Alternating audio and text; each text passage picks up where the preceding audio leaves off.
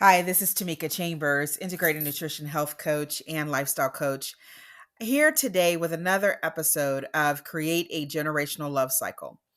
And if you've been listening, thank you so much. But just a reminder that this podcast deals with breaking the cycle of pain. But as Mother Teresa has stated, that, to stop something, we don't title that we want to, stop the war. We want to begin something or create something that we truly want. As with our thoughts, we think about what we want instead of what we don't want. And so, yes, what I don't want is the cycle of pain, but to create something opposite of it is creating a generational cycle of love.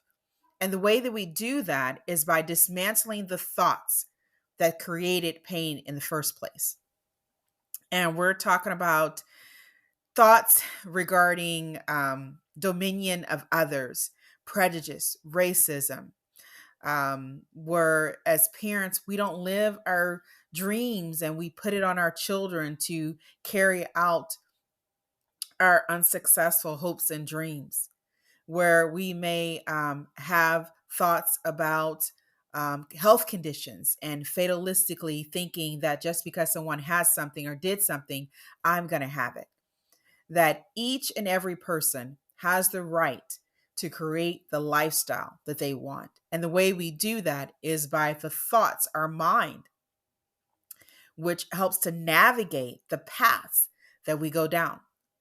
And so when I'm a parent, I have two beautiful children. I'm a spiritual guardian of two beautiful spirits, Cameron and Kayla, 12 and 10. And my thought is that I need to heal from the inside out. I need to make sure I am breaking and dismantling those thoughts that can create painful situations, emotional, physical, social, spiritual pain, and to help create the generational cycle that's going to help foster an abundant life. And I'm not talking about riches, I'm talking about really just mentally, physically, socially healthy, optimizing their health. And what we teach to our children, what we share with our children, the pains that we have, the thoughts that we have, the beliefs that we have, can either help them to have a firm foundation, moral foundation. So when the storms come, they remain standing. They get up, right? Instead of doing all this other stuff we hear about, homicides, suicides, um, belittling others through words, that's all about that pain that we're trying to dismantle. And in my newsletter, Notes on Life, I just recently, not too long ago, restarted that, about little notes that can help you, empower you to be yourself, empower you independence, empower freedom, empower you to realize how awesome you are, being unique and having these gifts and talents and experiences and having these seeds of greatness within you, to empower you to be that way, and helping you to dismantle thoughts. And recently I've been sharing my mother's life principles. I was around 14 when I rose from the table and really felt this just energetic feeling throughout me, this flow, and realizing that it was gratitude that my mother courageously shared her life, some of her life events, and I turned them into principles that have guided me, missing a lot of potholes in life. Having experienced childhood sexual abuse, having growing up, not being aware of, or being in an environment of domestic violence, bullying, and just growing up raised by a single parent. Um, just really helping me to avoid a lot of those potholes, a lot of those avenues, that detours we can go down, um, including teenage pregnancy, dropping out of school, that school was an avenue for me to learn more. I became a student of life, and I really helped as a child turn a lot of my pain into a teacher, what to learn, turning mistakes into life lessons, and being aware that life is here to teach us. And we have the opportunity as divine spirits clothed in human form to mirror the truth that no experiences define us, and that we are here for a divine reason. And so in my newsletter, I talked about that I would talk about, I wrote about that I'd be sharing self rejection and self acceptance, really looking at those two. That when someone has projected their pain on you, whether it's abuse, neglect, something said, something done, not said, not done, anything in between, often we can start blaming ourselves. We can start rejecting ourselves. When you think about these rare conditions, health conditions we can have, when you think about autoimmune conditions where the body is attacking itself, that what body can really favor itself if we unconsciously and consciously think that we're not worthy of life, if we blame ourselves and call ourselves outside of our name stupid and ignorant, and blame why did we allow things like that to happen to us, and what we could have should have done. All of those words can lead to that blaming and that dark tunnel of just despair, frustration, and blaming others. And really, I believe the physical manifestations that we feel, those symptoms our body sends us, are clues into how we're feeling on the inside. How are we attacking ourselves on the inside? Are we holding in depression? Are we not speaking or not voicing what we really want to say? Are we not speaking up for ourselves and speaking up for those that we love? Are we holding stuff in and feeding ourselves with food just to calm ourselves down? Are we excessively overweight or underweight? Are we having headaches? Are we having cramps and pain and arthritis because of tons of resentment? Are we having problems with our hearts, and that we have blockages and hard vessels because we have this rigid, hard idea about life and what was done to us? Self rejection, of course, is rejection of self. That something occurred in our life, an incident, an experience, and it's our perception of that experience that led us to not really valuing ourselves, not believing that our lives have meaning and purpose. I say one loss of life is too many. One suicide is too many. Through homicide, that's too many. Where, you know, every event is an event, but it's our perception of the event that really can lead us to self destruction as well as other destruction, or can lead us to self acceptance, realizing that what someone did was their way of coping with their pain. And it doesn't make it right. I'm not here to make anything right. I am here to help you help others heal from the inside out, to see the experience in such a way that it does not take away from who you are, a divine spirit clothed in human form, here to mirror, to reflect the truth that you are here for divine reasons. You are here as an embodiment of love, and that no one can take that inner love from you. That we can literally pile it up with, experiences and with others' opinions and what they may call us now because of what was done. There are so many names out there that people can attach labels to you, try to attach labels to you, but it's up to you and allowing that label to stick. That just because something was done doesn't mean you need to become that was done. You don't have to become that. whatever, neglect, abuse, you don't have to become that. And it was through those I don't have tos that I developed as a result of my mother saying, just because something was done to somebody else doesn't mean you have to experience it. Just because an experience happened doesn't mean that you have to become that experience, because we are not here to identify with life. We have our own identity, but it's through our experiences and seeing things as a label that we tend to identify with our experiences. And that is not the way it's supposed to be. That if we can keep our experiences separate from our opinion, from perception, from perceiving that it's bad, perceiving that even it's good, perceiving that I am this because you did this, that I am worthless, that um, I can't go and do what I really loved as a child because you took my childhood away. Now, your childhood wasn't taken away. It is the perception that you believe your childhood was taken away. And so some people believe that if I fix myself, if I have a better attitude to what's happening, I'm letting them off the hook. No, you're not. You're not letting anyone off the hook. Don't even have them on a hook.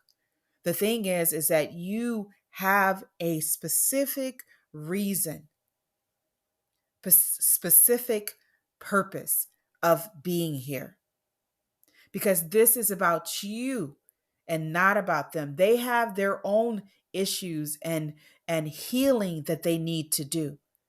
And I know it's not right. Trust me, I know if I could take away all of the pain, abuse, neglect, and just let us be free to love, to live our lives and to enjoy our lives without the opposition of others, I would. If I could do that, I would. But that's not how life is. There are people that, and throughout life, and it's not just people, we all go through circumstances that sometimes we inadvertently or unconsciously, consciously project pain on others in any form, in any way. And this is not to beat up anybody. No one is perfect, right? But it really boils down to, what do I want with my life? What am I here to do? And as we unveil that, as we accept what happened to us, or what someone did or didn't do or said or didn't say, we reach a point where we can start accepting who we are, accepting the experiences for what they are, gleaning, getting those treasures, those jewels. What did I learn from that? Because I believe, and one of the things I was thinking about this morning before doing this podcast, is that one thing that pain can teach us is to love ourselves unconditionally. That although I may look like this, that although I have been through this experience, that although someone did this to me or said this to me or didn't do or didn't say this to me, that regardless of it, I am going to love myself.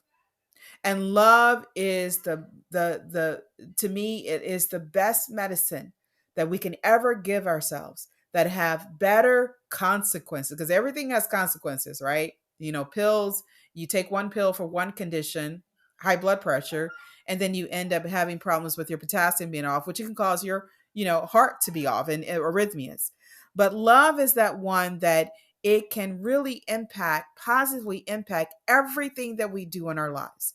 How we take care of our bodies, how we take care of our children, the patience that we have, the compassion that we have, the grace that we have, the mercy that we have, the lack of labeling, the lack of blaming, the more of understanding, the more of self acceptance, the more of others accepting others as they are, the more of seeing this bigger purpose, this bigger meaning of my life, and not just these individual experiences that I've had where people have projected their pain on me.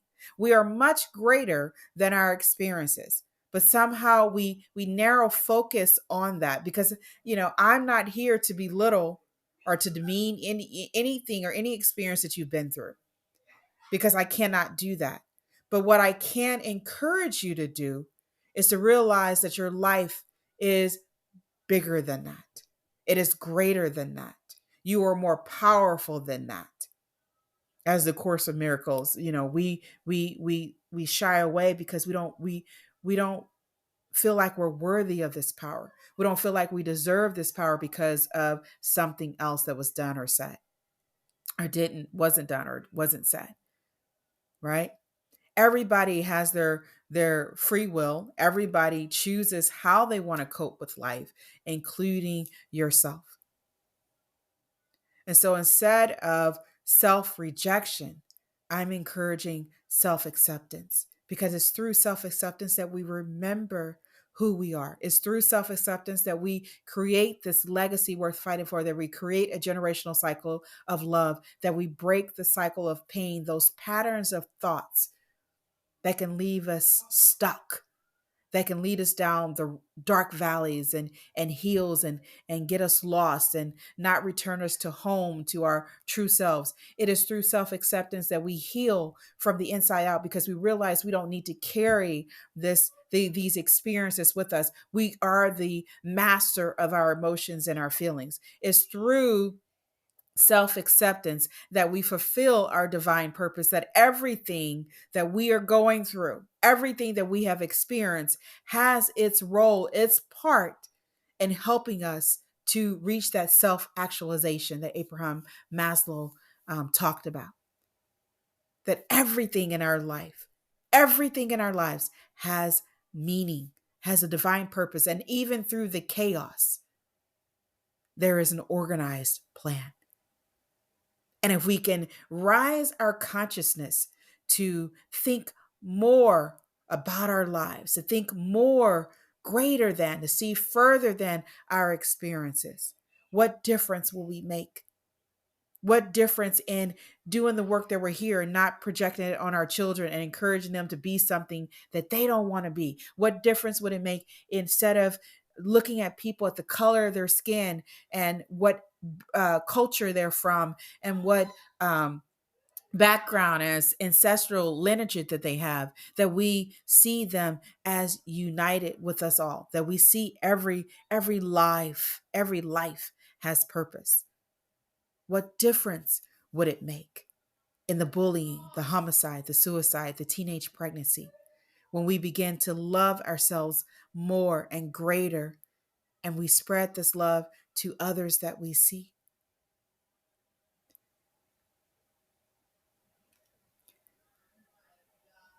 We have the power to heal ourselves. We have the power to heal the world. And it's individually that we must look at our lives and we must decide who we're going to be. Who are we? How are we going to handle these experiences? Are we going to see them for just what they are? Or are we going to see beyond that? Are we going to keep our eyes on the goal of being that reflection of love? Because whatever we are on the inside, we project on the outside.